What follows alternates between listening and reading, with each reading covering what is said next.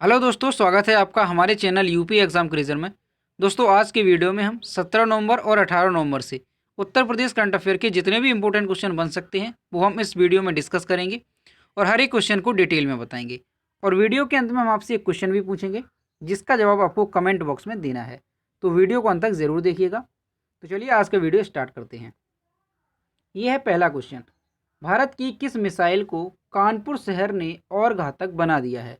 Option number A है Pinaka missile, B है त्रिशूल, सी है अग्नि और डी है नाग। तो इसका जो करेक्ट आंसर है वो है ऑप्शन नंबर ए पिनाका। तो भारत की पिनाका मिसाइल को कानपुर शहर ने और घातक बना दिया है। तो चलिए इसके बारे में डिटेल में देखते हैं। कानपुर ने और घातक बनाई पिनाका मिसाइल, सेना की बढ़ेगी ताकत। भारत की प्रसिद्ध पिनाका मिसाइल की ताकत को कानपुर ने और धार दे दी है। उड़ीसा के चांदीपुर रेंज में 2 दिन पहले हुए परीक्षण में पिनाका खरी उतरी। स्वदेशी मिसाइल ने 37 किलोमीटर दूर स्थित लक्ष्य को सफलतापूर्वक भेद दिया। पिनाका की अहमियत का अंदाजा इसी से लगाया जा सकता है कि सेना में अलग से इस रेजिमेंट का गठन किया जाएगा। तो सेना में इस पिनाका मिसाइल के लिए अलग से एक रेजिमेंट का गठन किया जाएगा और इसने जो है 37 किलोमीटर दूर एक स्थित लक्ष्य को सफलतापूर्वक भेद लिया। ठीक है, इसका परीक्षण हुआ था उड़ीसा के चांदीपुर रेंज में। अगला पॉइंट है इसमें, रक्षा अनुसंधान एवं विकास संगठन डीआरडीओ ने पिनाका रॉकेट प्रणाली के नए संस्करण के लगातार 6 रॉकेट छोड़े और लक्ष्य भेदने में सफलता मिली। केवल 44 सेकेंड में 12 पिनाका दागी जा सकती हैं।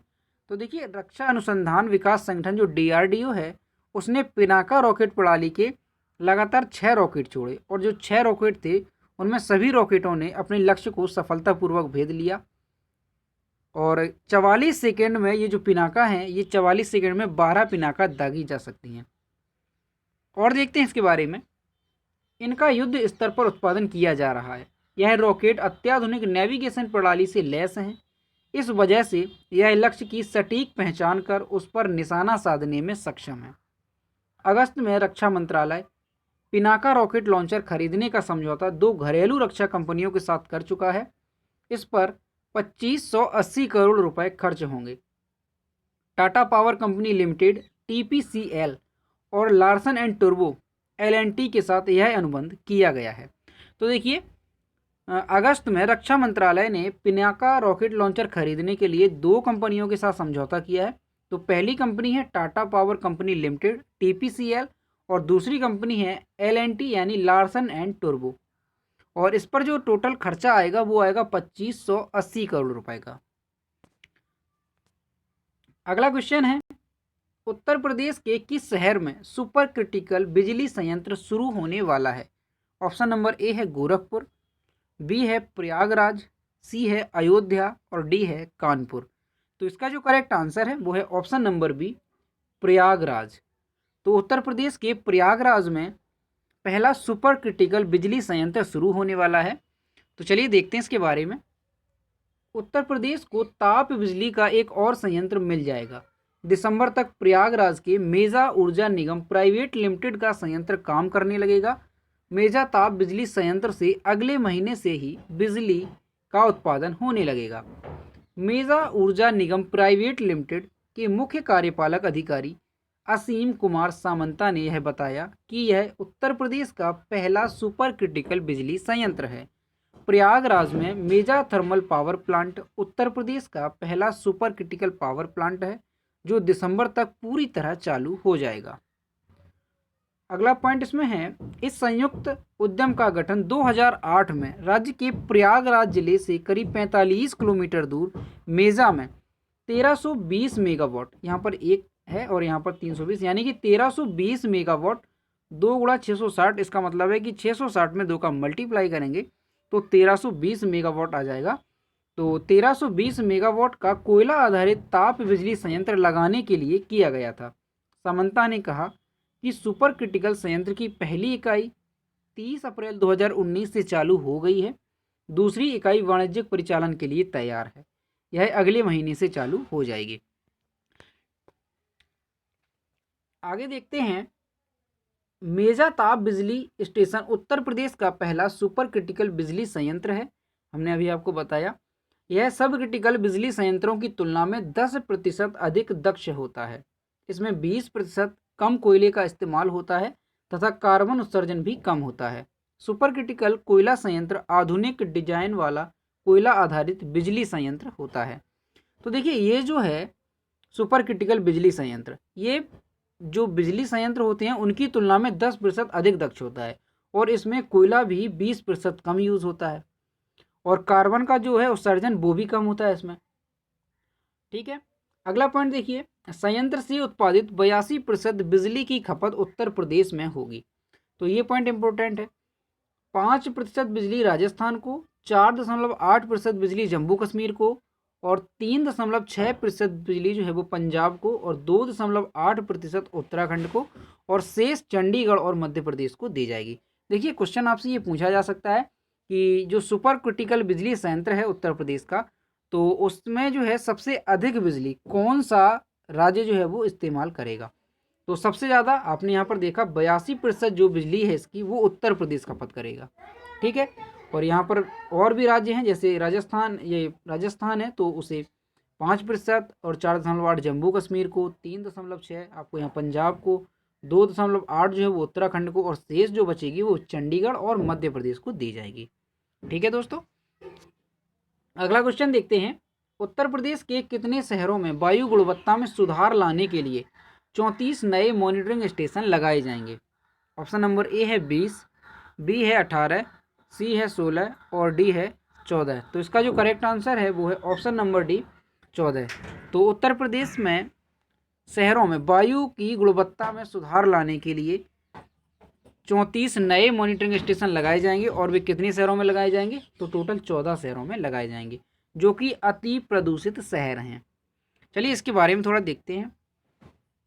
यूपी के 14 शहरों में लगेंगे 34 नए मॉनिटरिंग स्टेशन। 24 घंटे वायु प्रदूषण की मिलेगी सटीक जानकारी। अगला पॉइंट, स्टेशनों से मिलने वाला डाटा किसी भी वेबसाइट पर देख सकेंगे।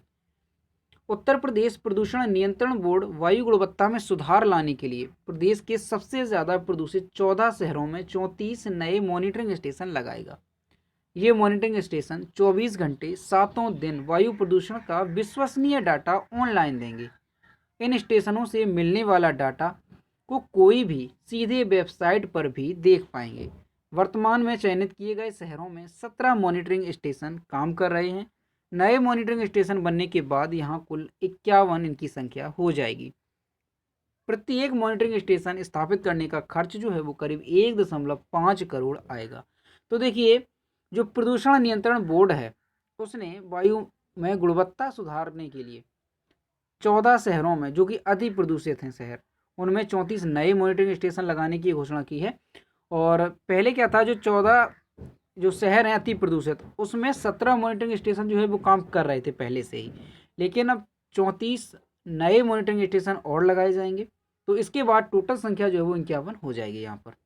ठीक है, अब चलिए देखते हैं कि ये जो अति प्रदूषित शहर हैं वो कौन कौन से हैं। तो देखिए वायु प्रदूषण के लिहाज से उत्तर प्रदेश में अति प्रदूषित शहरों में लखनऊ, कानपुर, वाराणसी, आगरा, मुरादाबाद, प्रयागराज, गाजियाबाद, नोएडा यानी कि ग्रेटर नोएडा इसे कहते हैं, खुर्जा, गजरौला, रायबरेली, अनपरा, बरेली और फिरोजाबाद व झांसी, ये जो है अति प्रदूषित शहर हैं उत्तर प्रदेश के। ठीक है, अभी इन सभी में 17 continuous ambient air quality monitoring station हैं। अभी इनमें जो है 17 मॉनिटरिंग स्टेशन स्थापित हैं। शहरों में वायु गुणवत्ता का सही आकलन करने के लिए इनकी संख्या और बढ़ाई जा रही है, यानी कि इन शहरों में इससे दोगुने 34 और स्टेशन स्थापित करने की तैयारी है। तो देखिए 17 तो हैं वर्तमान में, तो 34 और नए स्टेशन इसमें लगाए जाएंगे। इनमें से 12 station national clean air programme के तहत मार्च 2021 तक बनकर तैयार हो जाएंगे। बाकी स्टेशन स्थापित करने की समय सीमा केंद्रीय प्रदूषण नियंत्रण बोर्ड तय करेगा। तो देखिए इसमें जो 34 जो नए स्थापित किए जाएंगे उनमें से 12 जो स्टेशन हैं वो नेशनल क्लीन एयर प्रोग्राम के तहत मार्च 2021 तक बनकर तैयार कर दिए जाएंगे और जो बाकी के बचेंगे उसकी समय सीमा जो है वो केंद्रीय प्रदूषण नियंत्रण बोर्ड तय करेगा। ठीक है दोस्तों, तो 12 जो है वो मार्च 2021 तक तैयार हो जाएंगे और बाकी के केंद्रीय प्रदूषण नियंत्रण बोर्ड तय करेगा कि कब ये जो है स्थापित किए जाएंगे। अगला क्वेश्चन है, हाल ही में किस संस्थान ने गन्ने की बेकार अपशिष्ट से ग्रीन फ्यूल तैयार किया है? ऑप्शन नंबर ए है राष्ट्रीय शर्करा संस्थान, बी है भारतीय पेट्रोलियम, सी है भारतीय कृषि अनुसंधान संस्थान और डी है राष्ट्रीय डेयरी अनुसंधान संस्थान। तो इसका जो करेक्ट आंसर है वो है ऑप्शन नंबर ए राष्ट्रीय शर्करा संस्थान। तो अभी हाल ही में राष्ट्रीय शर्करा संस्थान ने गन्ने की जो बेकार अपशिष्ट होता है उससे ग्रीन फ्यूल तैयार किया है। तो देखिए क्या है पूरी डिटेल। गन्ने के रस से गुड़ या सीरा बनाने के दौरान निकलने वाली गंदगी फिल्टर केक, जिसे हम फिल्टर केक कहते हैं, वो भी अब बेकार नहीं जाएगी। राष्ट्रीय शर्करा संस्थान NSI ने इससे बायो CNG तैयार की है। इससे वाहन और सभी तरह के इंजन चलाए जा सकेंगे। प्रयोगशाला और संस्थान की इकाई स्तर पर कामयाबी मिलने के बाद अब यह तकनीक चीनी मिलों को दी जाएगी। हरियाणा, महाराष्ट्र के साथ उत्तर प्रदेश के मेरठ की आधा दर्जन मिलें तो इस पर काम भी शुरू कर दिया है। इससे पहले संस्थान गन्ने की खोई से इथेनॉल तैयार कर चुका है। निदेशक प्रोफेसर नरेंद्र मोहन ने बताया कि बायो CNG प्रयोगशाला और NSI की इकाई में तैयार की गई हैं। तो देखिए जो गन्ने के रस से गुड़ या सीरा बनता था तो उसके बाद उसमें जो गंदगी निकलती थी जिसे फिल्टर केक कहा जाता है, तो वो भी अब बेकार नहीं जाएगा। अब उससे क्या होगा, बायोगैस तैयार की जाएगी, बायो CNG उससे तैयार होगा और उससे किसी भी वाहन और किसी भी तरह के इंजन को चलाया जा सकेगा। ठीक है, चलिए आगे देखते हैं क्या है फिल्टर केक। तो इसमें एक वर्ड आया था कि जो फिल्टर केक बचता है, जो गंदगी होती है उसे फिल्टर केक कहते हैं। अब ये फिल्टर केक होता क्या है, तो देखिए चीनी मिलों में गन्ने की पेराई के बाद जूस निकलता है। जूस को फिर सीरे में तब्दील किया जाता है। इसके बाद सीरे को शोधित करने की प्रक्रिया होती है। इस प्रक्रिया के बाद बची गंदगी फिल्टर केक कहलाती है। तो देखिए सबसे पहले जो गन्ना होता है वो चीनी मिलों में जाता है तो उसकी पेराई की जाती है। पेराई के बाद उसमें जूस निकलता है और फिर जो जूस निकलता है उसे सीरे में तब्दील किया जाता है और फिर उस सीरे को शोधित किया जाता है, उसका शोधन कार्य किया जाता है। उसके बाद जो गंदगी बचती है उसे हम फिल्टर केक कहते हैं। ठीक है, तो अब ये फिल्टर केक जो है इसी से बायो CNG तैयार की जाएगी और फिर किसी भी तरह के इंजन को चलाया जाएगा। तो दोस्तों ये थे आज के question Uttar Pradesh current affair के जो हमने आपसे डिस्कस किए। अब देखिए कल का क्वेश्चन जो कि हमने आपसे पूछा था, योगी सरकार ने यमुना एक्सप्रेसवे के किनारे कौन सा नगर बसाने की घोषणा की। ये क्वेश्चन हमने आपसे पूछा था। तो इसके आंसर जो है कई अभ्यर्थियों ने दिए और मैं सबसे कहता हूँ कि सभी लोग जो है इसके आंसर दिया करो, ताकि जब भी आप किसी भी क्वेश्चन का आंसर देंगे तो वो क्वेश्चन आपको हमेशा के लिए याद हो जाता है। तो देखिए इसका करेक्ट जो आंसर था वो था ऑप्शन नंबर ए नया वृंदावन। तो योगी सरकार ने यमुना एक्सप्रेसवे के किनारे नया वृंदावन नगर बसाने की घोषणा की है। अब देखिए आज का क्वेश्चन, कोरोना टीका स्पुतनिक 5 की पहली खेप उत्तर प्रदेश के किस शहर में आने की संभावना है। ऑप्शन नंबर ए है लखनऊ, बी है कानपुर, सी है आगरा और डी है नोएडा। तो इसका जवाब जो है आपको कमेंट बॉक्स में देना है। और मैं फिर कहता हूं कि सभी अब जो कैंडिडेट हैं, सभी विद्यार्थी जो हैं, इसका आंसर दिया करो, ताकि जब भी आप किसी भी क्वेश्चन का आंसर टाइप करते हो या हाथ से लिखते हो तो फिर वो आपको क्वेश्चन हमेशा के लिए याद हो जाता है। तो आप इसका जो है आंसर ज़रूर दीजिए। और अगर आपको वीडियो पसंद आया हो तो इसे लाइक कीजिए, शेयर कीजिए और अगर चैनल पर नए हो तो चैनल को सब्सक्राइब करना ना भूलें। तो मिलते हैं नेक्स्ट वीडियो में। Thank you.